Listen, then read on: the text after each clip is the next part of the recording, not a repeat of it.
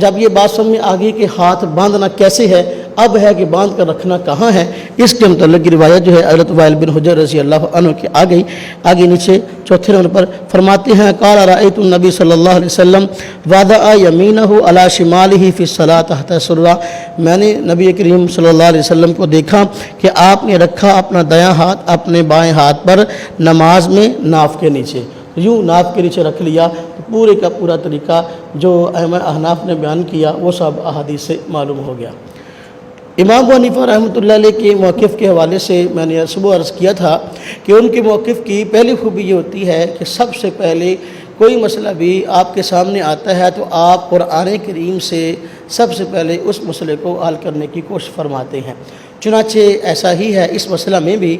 آپ نے جب یہ مسئلہ سامنے آیا کہ ہاتھ نماز میں کہاں باندھنے ہیں اور کیسے باندھنے ہیں، تو آپ نے اس سلسلے میں قرآن کریم کی طرف رجوع کیا۔ چنانچہ سورہ کوثر کی آیت فَصَلِّ لِرَبِّكَ وَانْحَرْ،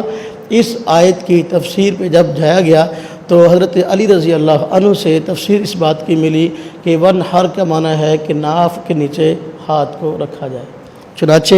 یہ آپ کے ہاں سنن اسرم کے حوالے سے علامہ ابن عبد البر مالکی رحمۃ اللہ علیہ نے روایت نقل کی ہے حضرت علی رضی اللہ عنہ سے، وہ خود اس کی تفسیر میں فَصَلِّ لِرَبِّكَ وَانْحَرْ کے حوالے سے نقل کرتے ہیں۔ کیا مطلب وَانْحَرْ کا؟ وضع الیمنی علی الیسریٰ تحت سرہ، یعنی دائیں ہاتھ کو بائیں ہاتھ پر ناف کے نیچے رکھا جائے، یہ قرآن کریم کی اس آیت کی تفسیر ہے۔ تو جہاں اور مسائل میں امام ابو حنیفہ رحمۃ اللہ علیہ کی تائید قرآن کریم سے ہوتی ہے، تو یہاں پر بھی امام ابو حنیفہ رحمۃ اللہ علیہ کے موقف کی تائید قرآن کریم کی اس آیت سے ہو گئی ہے۔ آگے جو روایت ہیں اس روایت کو نقل کرنے والی ان کی توثیق ہے، آپ اس کو تفصیل کے ساتھ دیکھ سکتے ہیں۔ یہ بات ذہن میں رہے کہ جتنی بھی روایات غیر مقلد حضرات پیش کرتے ہیں وہ تمام روایات ایسی ہیں کہ ان میں سے کوئی بھی روایت ایسی نہیں جس سے نبی کریم صلی اللہ علیہ وسلم کی سنت کا ہونا یہ سامنے آئے کہ سینے پر ہاتھ باندھنا سنت ہے۔ ہمارا ان سے جو اختلاف ہے اس بات میں نہیں ہے، یہ بات ذہن میں رکھیں، ہمارا اختلاف ان سے اس بات میں نہیں ہے کہ کوئی آدمی سینے پر ہاتھ باندھ دے اس کی نماز ہو جاتی ہے کہ نہیں ہوتی۔ غیر مقلد جو ہیں عام طور پر جب بھی ہمارے سادہ لوگوں سے سوال کرتے ہیں تو ایک چال چلتے ہیں، پہلے ہم سے بات کہلوا لیتے ہیں، پھر اپنی بات کو اپنے موقف کو ہم پر مسلط کر دیتے ہیں، کہتے ہیں آپ بتاؤ کیا سینے پر ہاتھ باندھنے سے نماز نہیں ہوتی؟ جب ہم کہتے ہیں ہمیں نماز تو ہو جاتی ہے، پھر کہتے ہیں تو پھر تو ہم سے لڑتے کیوں؟ بھائی بات یہ ہے نماز ہونے نہ ہونے کا، بات اصل یہ ہے کہ تمہارا موقف ہے کہ سینے پر ہاتھ باندھنا سنت ہے، جو سینے پہ ہاتھ نہیں باندھتا اس کی نماز خلاف سنت ہے۔ ہمیں احادیث سے یہ موقف دکھاؤ، ایسا نہ پوچھو کہ بھئی سینے پہ ہاتھ باندھنے سے نماز ہوتی کہ نہیں ہوتی، نہیں ہوتی، بلکہ یہ مسئلہ فرضیت کا نہیں ہے، یہ مسئلہ کہہ لے کہ راجع مرجو کا ہے یا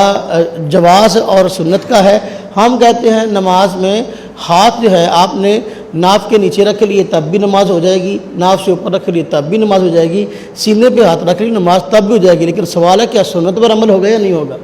ہم کہتے ہیں سینے پر ہاتھ رکھ کر کوئی آدمی اس نظریے سے نماز پڑھتا ہے کہ یہی سنت ہے، اس کے علاوہ سنت نہیں ہے اور وہ طریقہ جائز نہیں ہے، اس کا مذاق اڑاتا ہے، اس کی نماز یقیناً مکروہ تو ضرور ہے، مکروہ تو ضرور ہے اور اس کا یہ طرز عمل بالکل غلط ہے۔ تو ایسی کوئی روایت موجود نہیں جس سے یہ ثابت ہو کہ ناف کے نیچے ہاتھ باندھنے کی بجائے سینے پہ ہاتھ باندھنا جو ہے وہ سنت ہے، ایسی کوئی روایت ذخیرہ احادیث میں موجود نہیں ہے۔ اور غیر مقلدین حضرات کا جو موقف ہے بلا شبہ جو ہے وہ اب جہاں شاذ بھی ہے وہاں جو ہے وہ دلائل کے اعتبار سے بہت کمزور بھی ہے۔ اور اس حوالے سے عرض کرو کہ یہ جو آپ حضرات کے سامنے میں نے کہا کہ دلائل میں پہلی دلیل حضرت امام ابو حنیفہ رحمۃ اللہ علیہ قرآن کریم سے پیش کرتے ہیں، تو اس کی تشریح جو ہے وہ تفسیر سے آ گئی ہے۔ اب میں نے عرض کیا تھا کہ امام ابو حنیفہ رحمۃ اللہ علیہ کے موقف کی جہاں اور خوبیاں ہیں، تو آپ جب بھی کوئی موقف اپناتے ہیں آپ کا دوسرا طرز یہ ہے، آپ دیکھتے ہیں کہ خلفائے راشدین کا اس مسئلہ میں طرز کیا ہے۔ جہاں بھی کوئی مسئلہ زیر بحث آتا ہے خلفائے راشدین کے عمل کو اور ان کے طرز کو دیکھتے ہیں، تو خلفائے راشدین میں حضرت علی رضی اللہ عنہ ان سے معروف روایات جو ملتی ہیں وہ یہی ہیں کہ ناف کے نیچے ہاتھ باندھنا سنت ہے۔ دیکھو قرآن کریم سے بھی اس کی تائید ہو گئی، خلیفہ راشد سے بھی اس کی تائید ہو گئی، اب جو ہے ہمارا موقف مضبوط ہو گیا۔ قرآن کریم سے بھی جب تائید ہے، خلیفہ راشد کا عمل بھی ہے، اور خلفاء راشدین کی سنت پر عمل کرنے کا نبی پاک صلی اللہ علیہ وسلم نے خود بھی حکم دیا ہے۔ چنانچہ روایات میں جس طرح تفسیر میں حضرت علی رضی اللہ عنہ سے اپنا گزر چکی روایت اور حضرت علی رضی اللہ عنہ سے بھی موجود ہے، جیسا کہ ہم آگے اس کو ذکر کریں گے۔ احادیث طیبہ میں دلائل کافی ہیں، اس میں پہلی حدیث جو ذکر کی جاتی ہے وہ حضرت وائل بن حجر رضی اللہ عنہ سے روایت ہے۔ حضرت وائل بن حجر رضی اللہ تعالی عنہ سے روایت جو ہے ان کے بیٹے حضرت علقمہ نقل کرتے ہیں کہ حضرت وائل بن حجر رضی اللہ عنہ نے جو ہے وہ فرماتے ہیں کہ میں نے دیکھا نبی کریم صلی اللہ علیہ وسلم کو کہ وضع یمینہ علی شمالہ فی الصلاۃ تحت السرہ، آپ نے نماز کے اندر اپنے دائیں ہاتھ کو بائیں ہاتھ پر ناف کے نیچے رکھا ہے۔ حضرت وائل بن حجر رضی اللہ عنہ وہ صحابی رسول ہیں جو کہ نبی کریم صلی اللہ علیہ وسلم کے آخر دور میں آپ کے پاس آئے ہیں۔ یہ حضرت وائل بن حجر رضی اللہ عنہ کی شخصیت کے حوالے سے غیر مقلد حضرات جو ہیں لوگوں کو بہت پریشان کرتے ہیں۔ رفع الیدین کی باری آتی ہے تب بھی پریشان کرتے ہیں، اور یہاں ان مسائل کی باری آتی ہے پھر اپنا یہ ناف کے نیچے ہاتھ باندھنے کا پھر بھی پریشان کرتے ہیں، کیونکہ دیکھو یہ صحابی رسول آخر میں ایمان لائے ہیں، نبی کریم صلی اللہ علیہ وسلم کے پاس آئے تھے، تو اس سے معلوم ہوتا ہے کہ آپ کا آخری عمل یہ تھا۔ تو ہم کہتے ہیں جہاں اور مسائل میں یہ بات ہے تو پھر ان سے یہ روایت ناف کے نیچے ہاتھ باندھنے کی بھی ہے۔ تو حضرت وائل بن حجر رضی اللہ عنہ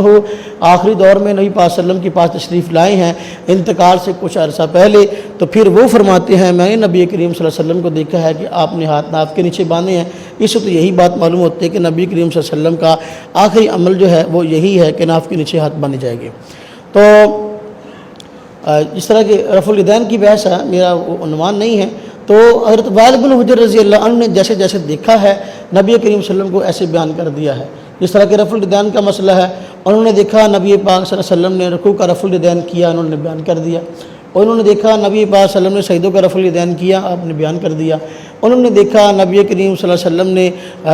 رفع الیدین بالکل نہیں کیا، دوبارہ آئے، جس طرح کہ سنن ابی داؤد میں روایت فرماتے کہ میں دوبارہ آیا تو میں نے دیکھا صحابہ کرام نے گرم چادریں اوڑھ رکھی تھی، سردی کا موسم تھا، اور وہ صرف شروع نماز میں رفع الیدین کرتے تھے۔ اب دیکھو شروع نماز کا رفع الیدین بیان کر رہے ہیں۔ ہم کہتے ہیں وائل بن حجر رضی اللہ عنہ نے جب رکوع کا رفع الیدین دیکھا تو وہ اس میں بھی سچے ہیں، جب انہوں نے بعد میں آئے صرف شروع نماز کا دیکھا اس میں بھی سچے ہیں۔ ہم تمام روایات کو لے کر نتیجہ نکالتے ہیں۔ یہاں بھی یہی بات ہے، حضرت وائل بن حجر رضی اللہ عنہ نے نبی کریم صلی اللہ علیہ وسلم کو دیکھا ہے کہ آپ ناف کے نیچے ہاتھ باندھتے تھے، اس لیے ناف کے نیچے ہاتھ باندھنا سنت ہے۔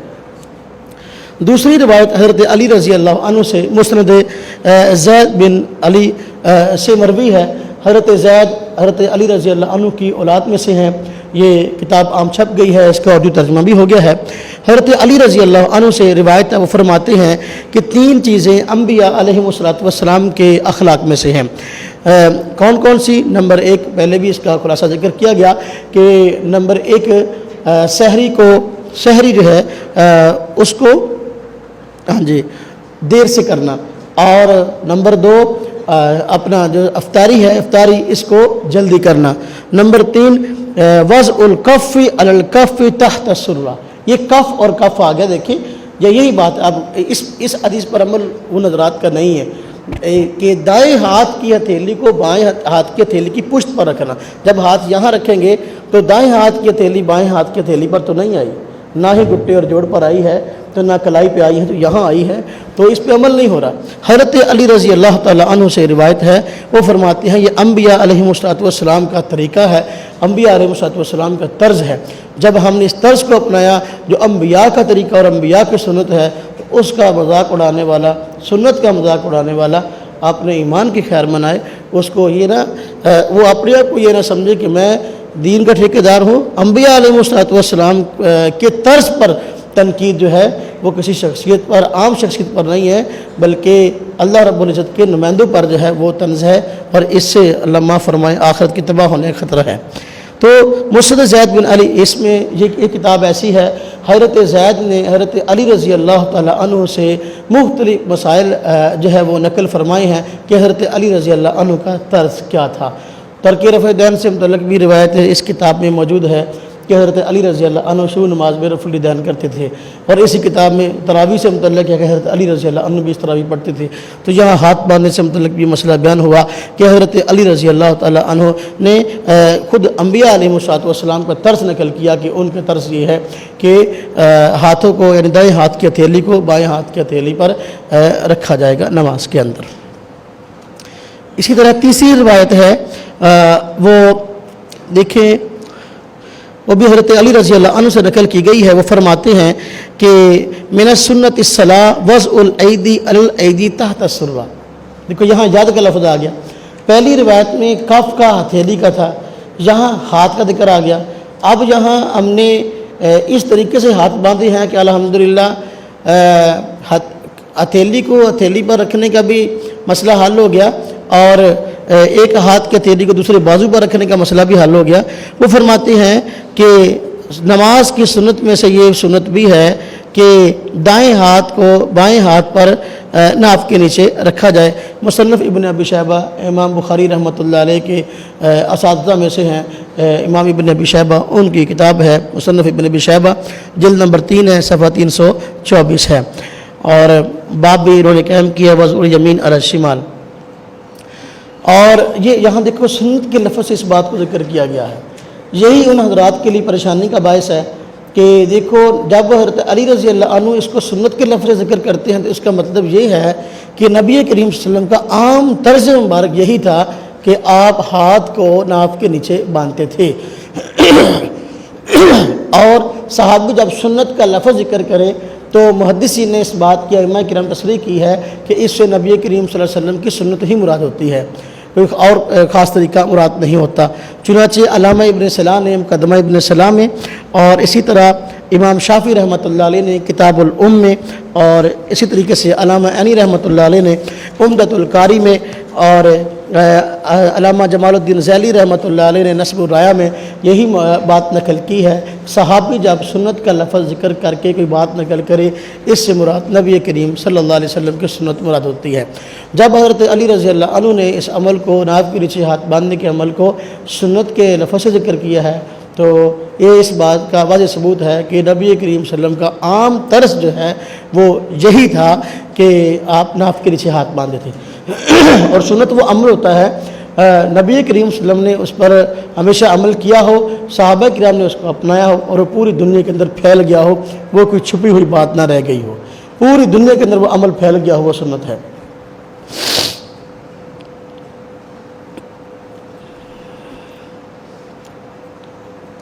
تو حضرت علی رضی اللہ عنہ سے یہ روایت بھی ہمیں معلوم ہو گئی جس سے صاف طور پر یہ بات ثابت ہوتی ہے کہ ناف کے نیچے ہاتھ باندھنا جو ہے وہ سنت ہے۔ چوتھی روایت آپ حضرات کے ہاں صفحہ نمبر 5 میں نقل کی گئی ہے حضرت انس رضی اللہ عنہ سے۔ وہ فرماتے ہیں کہ 3 چیزیں انبیاء علیہ السلام کے اخلاق میں سے ہیں، تو ہم مانا تو وہی روایت اسی کا ہم مانا ہے پہلے والی کے یہ روایت بھی، کہ آپ نے فرمایا کہ 3 چیزیں ہیں جو انبیاء کے اخلاق میں سے ہیں۔ نمبر 1 افطار میں جلدی کرنا، اور سحری تاخیر سے کرنا، اور دائیں ہاتھ کو بائیں ہاتھ پر نماز میں ناف کے نیچے رکھنا، یہ انبیاء علیہ السلام کے اخلاق میں سے ہے۔ تو اور الجوہر النقی یہ سنن کبریٰ بہقی پر آشیہ ہے، وہاں جو ہے نقل کی گئی ہے، روایت جلد نمبر 2 صفحہ 32 میں۔ لا الہ الا اللہ، لا الہ